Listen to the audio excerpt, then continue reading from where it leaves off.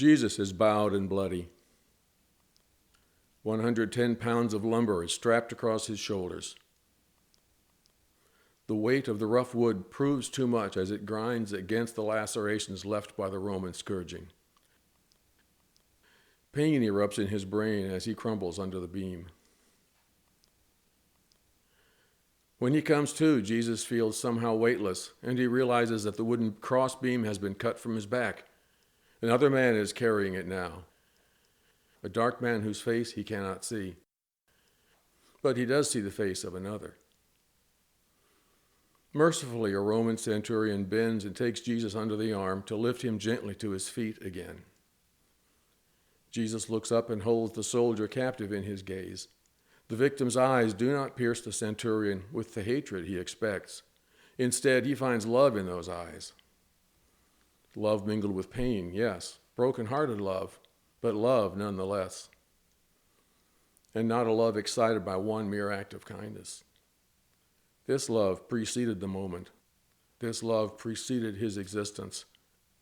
This love preceded the existence of the world. Somehow the centurion knows that these are the eyes of eternal love. Jesus holds the soldier's gaze as long as he can, but the blood that dripped off the ends of his hair to the ground when he was bent low under the cross now drops into his eyes. The blood mixed with sweat stings, and Jesus blinks. By this time Friday, Jesus is familiar with that sting, but it was a new sensation on Thursday night in the garden. There in the garden, he walked with his friends, singing hymns and speaking quietly. They passed through the city gate and walked up the hill of Gethsemane through the olive trees. But there were only 11 friends with Jesus, not 12. One of the 12 chosen proved no friend at all. Satan already held Judas, the betrayer, by the hand, and now he has him by the neck. Judas hangs pale and gasping, swinging from the end of his belt under the limb of a tree. The flames of hell are already lapping at his feet. It would have been better if he had never been born. 11 remained then, but soon there would be none. Not one friend would stay. Strike the shepherd, and the sheep will scatter. One would run terrified out of the garden naked, and the rest would follow. Jesus fell on his face in prayer. He tasted the dirt as he fought for the eternal destinies of his 11 sleeping sheep a stone's throw away. "Let the cup pass," he cried. "Father, if possible, let the cup pass." The Father gazed lovingly at his Son, and the Son stared back knowingly. "Your will be done, Father," whispered Jesus. And the Father held out the cup, and Jesus looked in. What he saw there flung him into the throes of agony. He pressed his forehead deep into the dirt, which softened into mud when mingled with his tears. Jesus felt several small explosions of pain underneath the skin of his face. His tiny capillaries and the sweat glands burst under the stress, and blood flowed through his pores and dropped into his eyes, and it stung. Jesus lifted his head to the sky and cried out, "I will drink from this cup, Father. I will drink from this cup so that your glory may be vindicated and my name may be glorified, and so that the sheep that you have given me will see our glory and enjoy it forever. I will drink on behalf of our rescue mission." Just then, through blurry eyes, Jesus saw the line of torches slithering like a snake up the hill to the garden. The mob arrived. Judas kissed. Friends fled. Soldiers arrested. And Jesus' world became a swirl of torment and mockery. His trial was a sham as liars lied and mockers mocked. God claimed to be God, and it was called blasphemy. And the face that Moses longed to see, the face that he was forbidden to see, was slapped and spit on. More blood in the eyes, more stinging. As he was dragged from the high priest's house, Jesus managed a bloody-eyed glance at Peter. This friend ran from the garden, but this friend followed. And this friend had done the unthinkable 3 times. This friend denied the friend of friends. This friend denied the friend of sinners. He invoked a curse to lend credence to his denials. And now the cock crowed, and Jesus held Peter in the gaze of eternal love. But Peter looked and ran away. Just outside the city gate he stumbled and fell to the ground, heaving sobs, and considered joining Judas on his tree.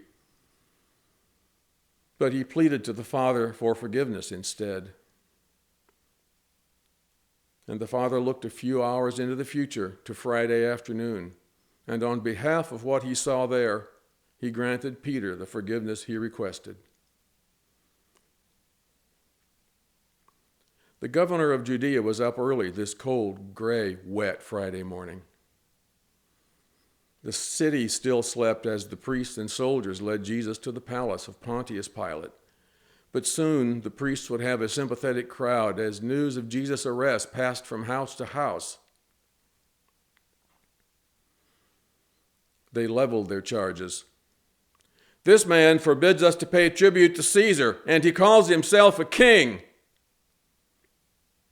Pilate stared intently at Jesus. He questioned him and found no guilt. Neither did King Herod. So Pilate offered to release Jesus to the swelling crowd, but they chose freedom for the murderer Barabbas instead. "Then what should I do with Jesus of Nazareth?"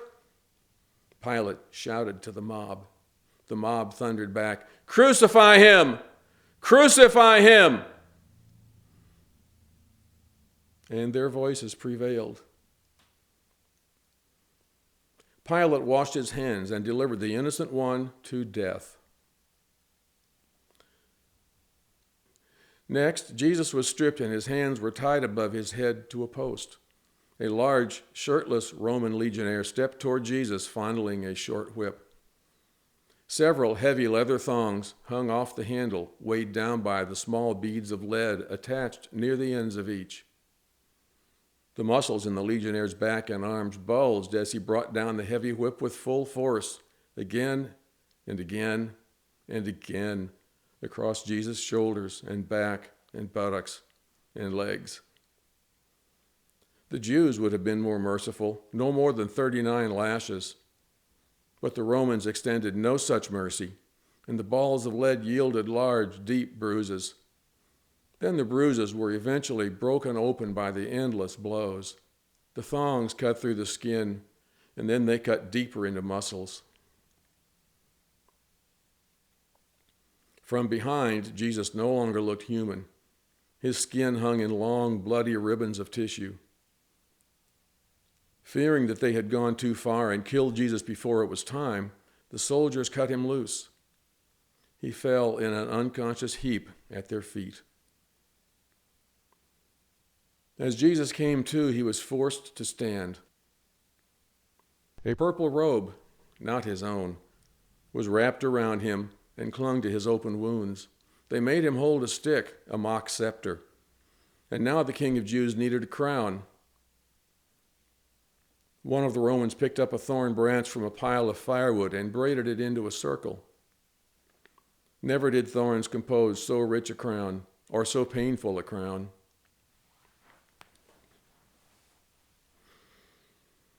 Another soldier took the scepter from the hand of the King of Kings and beat the crown into his skull. Bloody sweat blinded him, and his stinging eyes momentarily took his mind off the pain in his back. But then the purple robe was torn from Jesus, and ribbons of flesh that adhered to the cloth were ripped off with its removal. Each wound had a voice of its own to shriek its pain, and Jesus collapsed again. Now Jesus is dressed in his own clothes, and before the merciful centurion can move Jesus along behind the dark man now carrying the cross, an old woman approaches, and wipes Jesus' face with a linen cloth. Jesus looks her in the eyes and then looks to the crowd of weeping women behind her, and he says, "Daughters of Jerusalem, do not weep for me, but weep for yourselves and for your children. The days are coming when they will say, 'Blessed are the wombs that never bore, and the breasts that never nursed.' Then they will say to the mountains, 'Fall on us,' and to the hills, 'Cover us.'" And to the old woman he adds, "If they do these things when the wood is green, what will happen when it's dry?" Then Jesus walks on beyond the city gates. It's 9 o'clock in the morning, Friday. Through the steady rain, Jesus glances up from the base of a rocky hill. It's named Golgotha, the skull. At the top, he sees several posts fixed in the ground. 3 of those poles stand ready to receive their crossbeams and the tattered body of Jesus and the 2 criminals carrying their crosses behind him. At the top of the hill, the merciful centurion hands Jesus a cup. Jesus sniffs the liquid. It's wine mixed with myrrh, a mild narcotic to dull the pain. But Jesus is meant to feel all the pain. So he hands the cup back. This is not the cup of the Father. A soldier strips Jesus. Again, his back is set on fire, his skin tears away with the cloth. Jesus now lays naked in the dirt. The dark man places the crossbeam by his head. This time Jesus sees his face. It is Simon of Cyrene. Jesus knows him by name, and did before there was time. The beam becomes his pillow now. 2 men take hold of his hands. The soldier on his left yanks his arm as far as it will go, but the soldier on his right is gentler. Jesus turns to him. It's the merciful centurion again. He picks up a cold spike and places it to Jesus' wrist. Then he picks up a hammer. Their eyes meet. Eternal love shines forth again, and the centurion is undone. He looks away and lifts his hammer. In that moment, Jesus hears his own word of power, the word of power that holds the merciful centurion in existence, the word of power that causes the hammer to be. He's speaking it all into being. The soldiers, the priests, the thieves, the friends, the mothers, the brothers, the mob, the wooden beams, the spikes, the thorns, the ground beneath him, and the dark clouds gathering above. If he ceases to speak, they will all cease to be. But he wills that they remain. So the soldiers live on, and the hammers come crashing down. Jesus is lifted on his crossbeam to the post. He sags, held only by the spikes in his wrists. Jesus designed the nerves in his arms that are working perfectly now.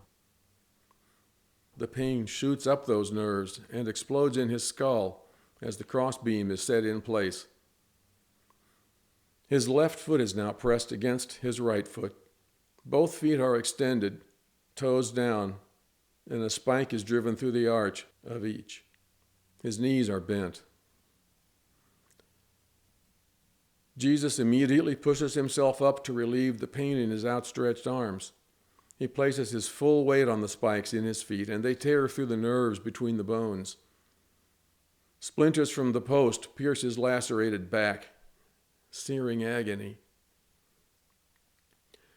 Quickly, waves of cramps overtake him, deep, throbbing pain from his head to his toes.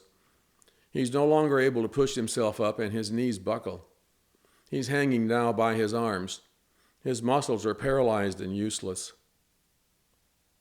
Jesus can inhale, but he cannot exhale. His compressed heart is struggling to pump blood to his torn tissue.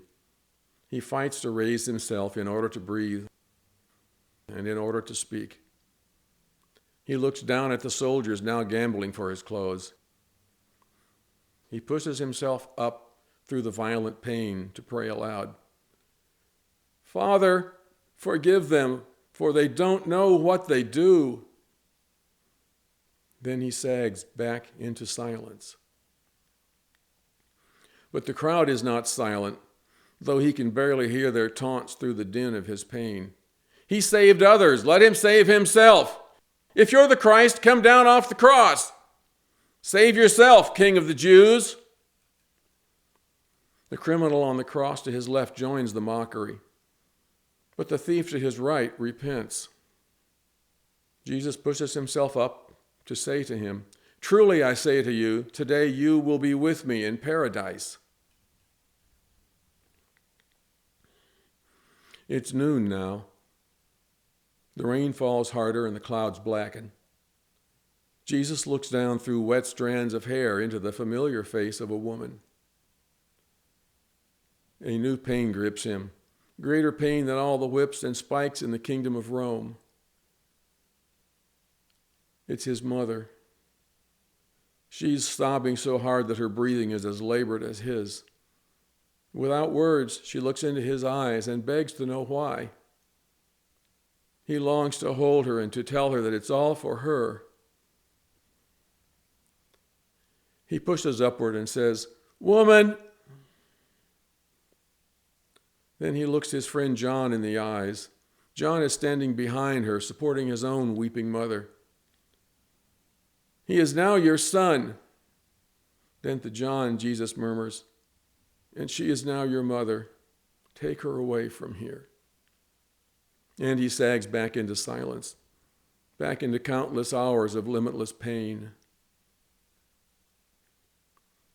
Then Jesus is startled by a foul odor. It isn't the stench of open wounds, it's something else, and it crawls inside him. He looks up to his Father. His Father looks back, but Jesus doesn't recognize those eyes. They pierce the invisible world with fire and darken the visible sky, and Jesus feels dirty. He hangs between earth and heaven, filthy with human discharge on the outside, and now filthy with human wickedness on the inside. The Father speaks, "Son of man, why have you sinned against me and heaped scorn on my great glory? You are self-sufficient and self-righteous, consumed with yourself, and puffed up and selfishly ambitious. You rob me of my glory and worship what's inside of you instead of looking out to the one who created you. You are a greedy, lazy, gluttonous slanderer and gossip. You are a lying, conceited, ungrateful, cruel adulterer. You practice sexual immorality. You make pornography and you fill your mind with vulgarity. You exchange my truth for a lie and worship the creature instead of the Creator. And so you are given up to your homosexual passions, dressing immodestly, and lusting after what is forbidden. With all your heart you love perverse pleasure. You hate your brother and murder him with the bullets of anger fired from your heart. You kill babies for your convenience. You oppress the poor and deal slaves and ignore the needy. You persecute my people. You love money and prestige and honor. You put on a cloak of outward piety, but inside you are filled with dead men's bones. You hypocrite! You are lukewarm and easily enticed by the world. You covet and can't have, so you murder. You are filled with envy and rage and bitterness and unforgiveness. You blame others for your sin and are too proud to even call it sin. You are never slow to speak, and you have a razor tongue that lashes and cuts with its criticism and sinful judgment. Your words do not impart grace. Instead, your mouth is a fountain of condemnation and guilt and obscene talk. You are a false prophet leading people astray. You mock your parents. You have no self-control. You are a betrayer who stirs up division and factions. You are a drunkard and a thief. You are an anxious coward. You do not trust me. You blaspheme against me. You are an unsubmissive wife. You are a lazy, disengaged husband. You file for divorce and crush the parable of my love for the church. You're a pimp and a drug dealer. You practice divination and worship demons. The list of your sins goes on, and on and on and on. And I hate these things inside of you. I'm filled with disgust and indignation, for your sin consumes me. Now drink my cup. And Jesus does. He drinks for hours. He downs every drop of the scalding liquid of God's own hatred of sin, mingled with his white-hot wrath against that sin. This is the Father's cup. Omnipotent hatred and anger for the sins of every generation past, present, and future. Omnipotent wrath directed at one naked man hanging on a cross. The Father can no longer look at his beloved Son, his heart's treasure, the mirror image of himself. He looks away. Jesus pushes himself upward and howls to heaven, my God, why have you forsaken me?" Silence. Separation. Jesus whispers, "I'm thirsty," and he sags. The merciful centurion soaks a sponge in sour wine and lifts it on a reed to Jesus' lips. And the sour wine is the sweetest drink he ever tasted. Jesus pushes himself up again and cries, "It is finished!" And it is. Every sin of every child of God has been laid on Jesus, and he drank the cup of God's wrath dry. It's 3:00 Friday afternoon, and Jesus finds one more surge of strength. He presses his torn feet against the spikes, straightens his legs, and with one last gasp of air, cries out, "Father, into your hands I commit my spirit." And he dies.